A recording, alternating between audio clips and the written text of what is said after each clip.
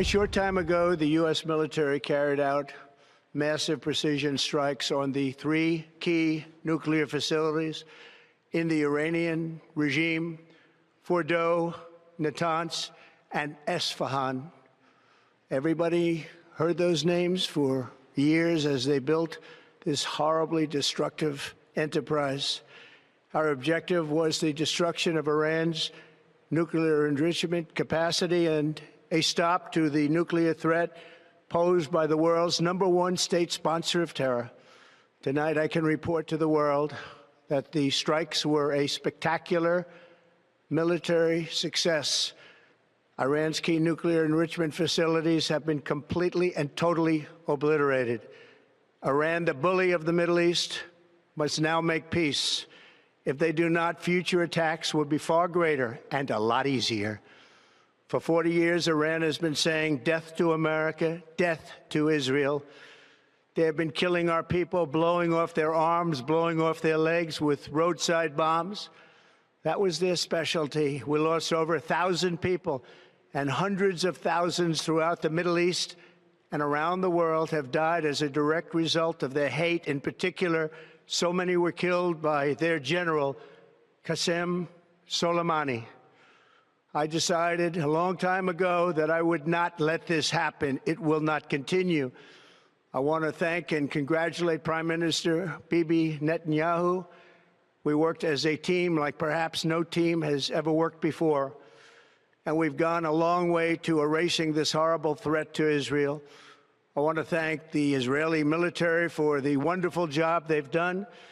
And most importantly, I want to congratulate the great American patriots who flew those magnificent machines tonight, and all of the United States military on an operation the likes of which the world has not seen in many, many decades. Hopefully, we will no longer need their services in this capacity. I hope that's so. I also want to congratulate the chairman of the Joint Chiefs of Staff, General Dan Raisin-Kane, spectacular general, and all of the brilliant military minds involved in this attack. With all of that being said, this cannot continue. There will be either peace or there will be tragedy for Iran far greater than we have witnessed over the last 8 days. Remember, there are many targets left. Tonight's was the most difficult of them all, by far, and perhaps the most lethal. But if peace does not come quickly, we will go after those other targets with precision, speed, and skill. Most of them can be taken out in a matter of minutes.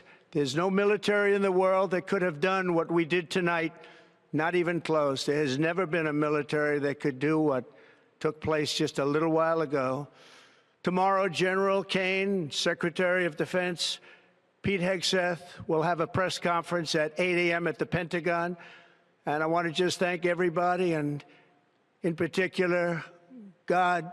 I want to just say we love you, God, and we love our great military. Protect them. God bless the Middle East. God bless Israel. And God bless America. Thank you very much. Thank you. Welcome back to the Stephen A. Smith Show. That was President Donald Trump late Saturday night, announcing the United States had struck 3 nuclear sites in Iran. The president sent B-2 bombers and dropped a number of massive ordnance penetrator bombs, also known as bunker busters, during the mission over Iran. Earlier today, the United Nations nuclear watchdog said the bombing raid likely caused, quote, very significant damage, end quote, to the underground parts of Iran's Fordow nuclear site. Meanwhile, Iranian military officials and members of parliament vowed that the United States will pay a price for the strikes, and today they fired missiles toward U.S. bases in Iraq and Qatar. All this while President Trump alluded to the possibility of regime change in Iran in a social media post Sunday. There has been no word yet from Iran's supreme leader, but the exiled, quote, crown prince, end quote, of Iran has called for the Ayatollah Khomeini to step down and face justice. This is an ugly situation, no doubt about it. And those of us who are reticent about war involving the United States, I can't blame them. But it doesn't stop there, and we're not about to stop there on this show. I will preface my comments by saying that I'm the novice of the crew compared to aficionados out there who cover politics for a living. But Boo Boo the Fool can see certain things that's pretty damn obvious. Number one, we have a situation where Iran has been a threat to our ally in the Middle East, Israel, for many, many years. We understand that. They have called for death to Israel just like they've called for death to the United States of America. When you consider that and you consider how determined they appear to be to wipe Israel off the face of this earth, we shouldn't be surprised that we're here today. I don't like war. I don't like war involving America. I get that part. But I do believe that if Iran had a nuclear weapon, that they would use it. And I do agree that you can't allow an enemy of the United States to have a nuclear weapon. It's that simple to me. Having said that, I want to preface the comment by saying I stand by everything that I say if it's absolutely true. And let's not sit here and act like there aren't questions as to whether or not that is true. You got to remember that since 1996, Benjamin Netanyahu, the leader of Israel, has repeatedly stated that Iran is close to developing a nuclear weapon. He said it in 1996. He said it in 2000.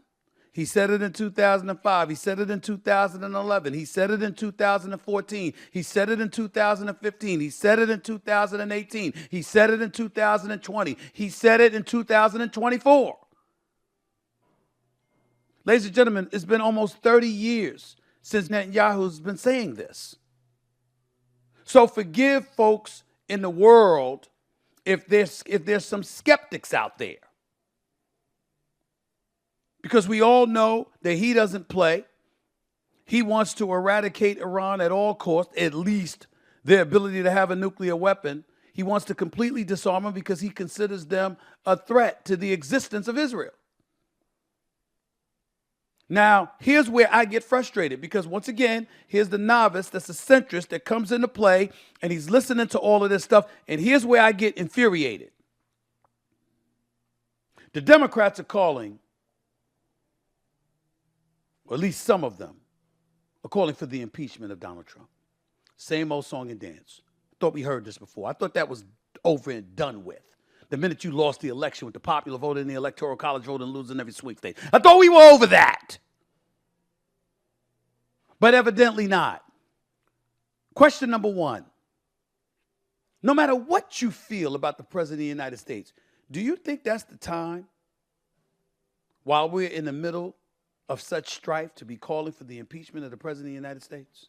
Particularly if you're a representative, you're an elected official in the United States of America? I don't think so. That's number one.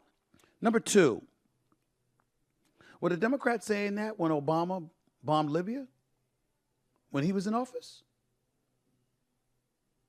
We're making all of this noise about how the War Powers Act is utilized and how Donald Trump didn't receive congressional approval. Well, this is not an act of war. This is eradicating a threat. Civilians weren't targeted. Nuclear sites were targeted. So if nuclear sites were targeted, but no civilians were targeted, then that's not a war. At least not yet. Which means that you can navigate your way around the War Powers Act itself, and you don't have to concern yourself with receiving congressional approval. The Democrats know that because of Obama. So if you knew that because of Obama and you didn't say it when it involved him in Libya, why would you turn around and all of a sudden try to make that case against Donald Trump? I'm not here condoning what Trump did because I don't know if he's completely telling the truth. I'd like to believe he is.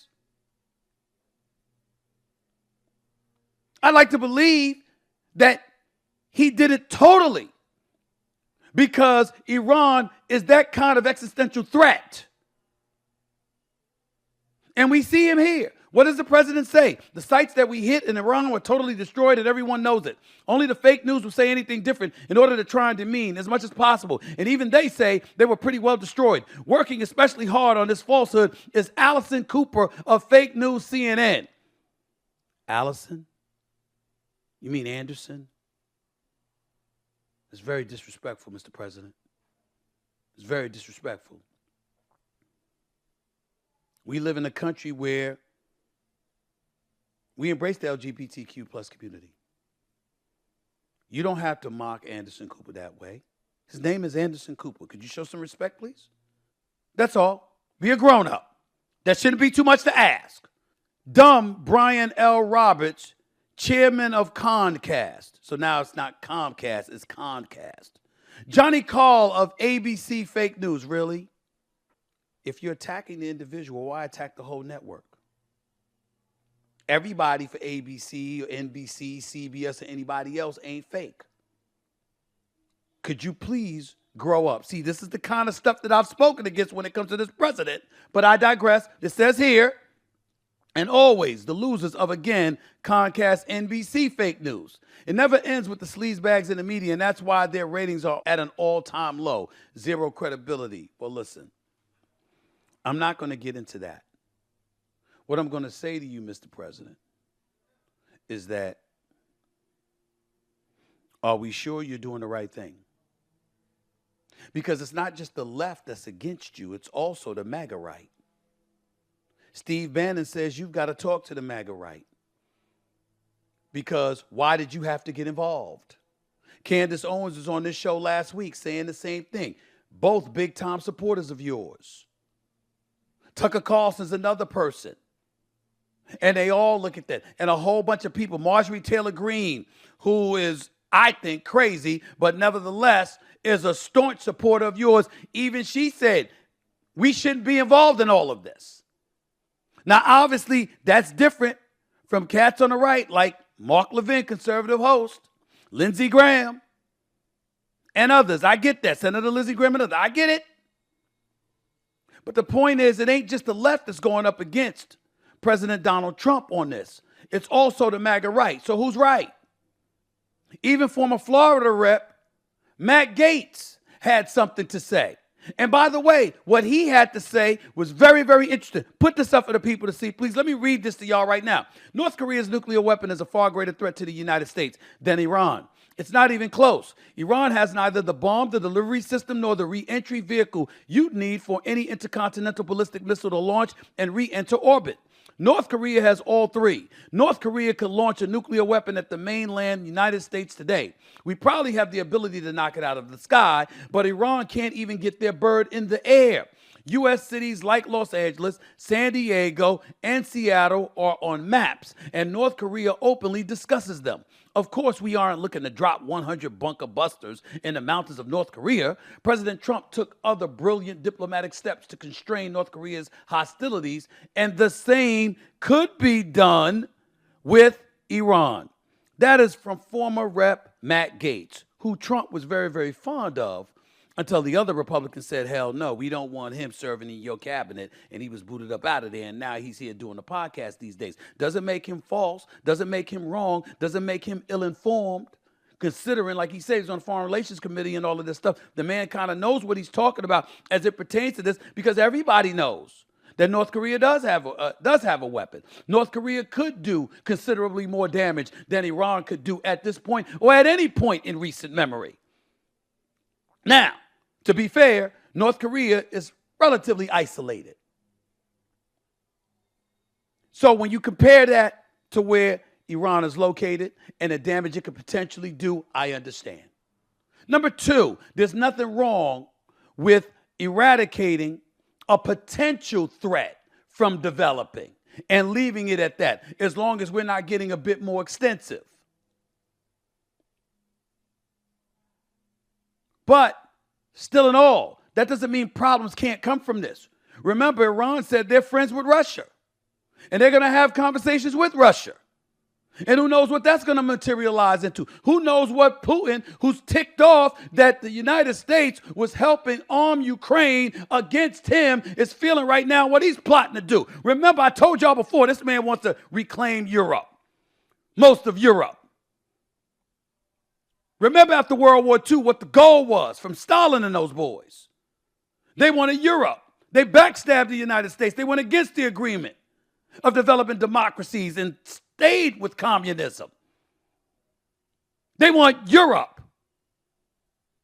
What do you think Putin's after? So you can't trust anything he say in a lot of people's eyes, but nevertheless, let's see what Trump had to say about this. Did I hear former President Medvedev from Russia casually throwing around the N-word as in nuclear? Really, that's what we're classifying as the N-word now, nuclear, instead of the other word. Really, Donald Trump? Okay. And saying that he and other countries would supply nuclear warheads to Iran.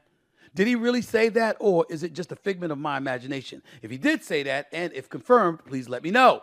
Immediately, the N-word should not be treated so casually. I guess that's why Putin's the boss. By the way, if anyone thinks our hardware was great over the weekend, far and away the strongest and best equipment we have, 20 years advanced over the pack, is our nuclear submarines. They are the most powerful and lethal weapons ever built. And just launched the 30 Tomahawks. All 30 hit their mark perfectly. So in addition to our great fighter pilots, thank you to the captain and crew. So basically, in this particular post on Truth Social, essentially what Trump is saying that, don't throw around the word nuclear casually, labeling that the new N-word.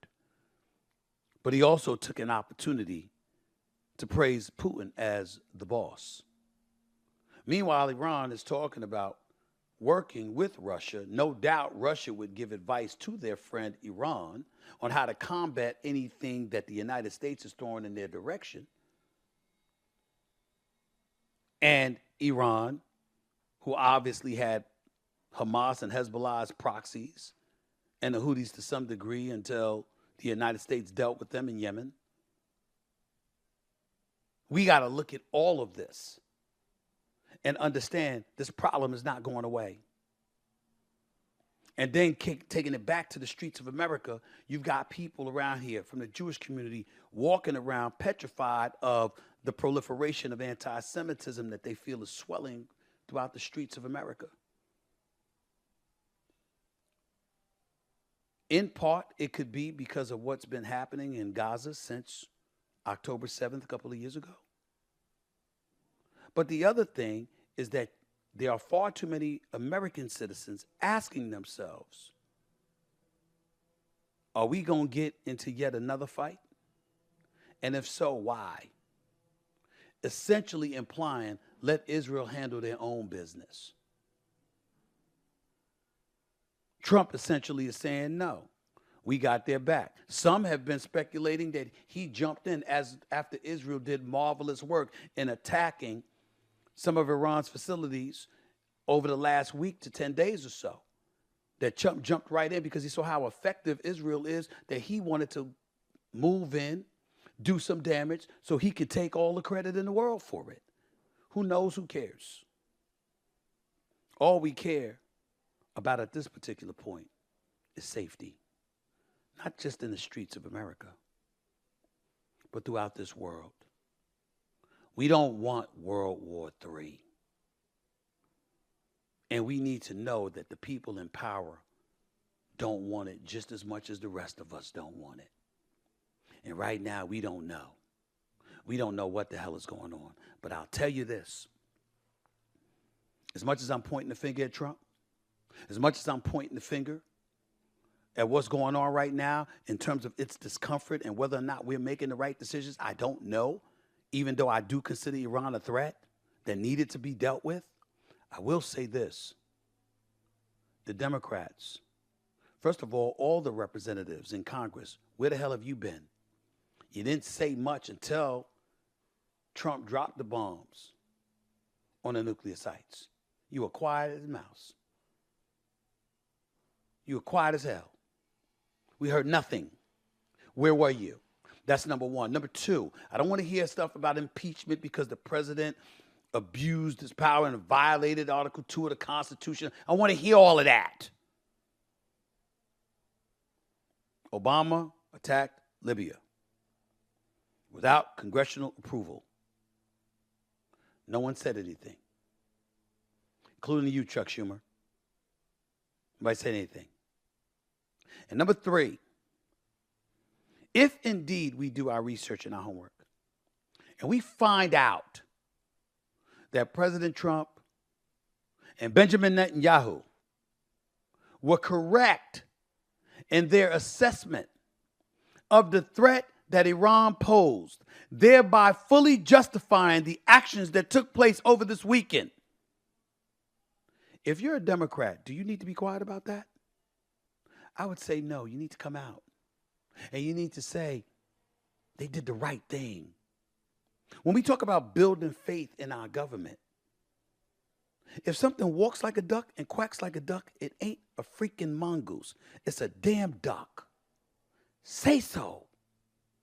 Say so. Because by saying so, even if it's favorable to the other side in the moment, at least you're proving you're trustworthy enough to call balls and strikes, figuratively speaking. You're trusted enough. You can be trusted enough to just tell the freaking truth. Assess the situation. Use your powers on Capitol Hill to find out how legitimate and potent the threat was. And if President Trump was right, and if Netanyahu was right, say so. If you do that on the left, it'll show you're reasonable after all. That might help you in 2026 for the midterms. And dare I say 2028 for the presidency. Just saying. Just saying.